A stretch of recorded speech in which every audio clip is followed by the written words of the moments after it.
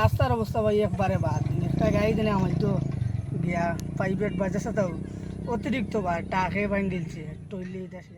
ছাতকে চুনাপাথরের ট্রাকের ভারে লন্ডভন্ড ছনবাড়ি ইছামতি সড়ক, জনদুর্ভোগ চরম সীমায়। বিস্তারিত থাকছে সিলেট থেকে ইসমাইল খান নিয়াজের প্রতিবেদনে।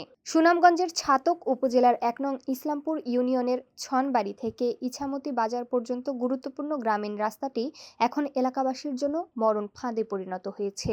প্রতিদিন শত শত ভারী ট্রাক চলাচলের কারণে রাস্তাটি ভেঙে চুরমার হয়ে যাওয়ায় চলাচলের অযোগ্য হয়ে পড়েছে। এতে চরম দুর্ভোগ পোহাচ্ছেন ওই অঞ্চলের হাজার হাজার মানুষ। অনুসন্ধানে গেলে জানা যায়, প্রতিদিন সন্ধ্যা হওয়ার সাথে সাথে ইছামতি এলাকা থেকে চুনাপাথর বহনকারী শত শত ভারী ট্রাকের তাণ্ডব শুরু হয়, যা চলে বিরতিহীনভাবে সারা রাতভর।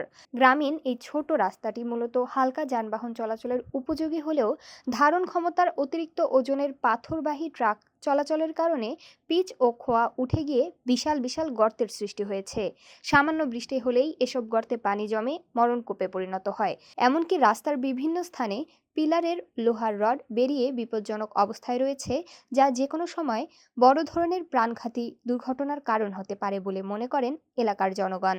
তারা বলেন, কিছু অসাধু ব্যক্তি তাদের সিন্ডিকেট আর ব্যবসা বাণিজ্যের জন্য আমাদের এই অঞ্চলের পুরো মানুষগুলি চরম দুর্ভোগ পোহাতে হচ্ছে। মাঝে মাঝে দেখা যায় তাদের স্বার্থ হাসিলের জন্য তারা এলাকার অনেককে তোয়াক্কা না করে তাদের নিজস্ব ক্ষমতা, রাজনৈতিক প্রভাব বিস্তার করে চাঁদাবাজির বিস্তার করে। এই গাড়ি চলাচলের ব্যবস্থা করে দিচ্ছে, আমরা অভিযোগ দিয়েছি, এখন পর্যন্ত তার কোনো সুরাহা হয়নি।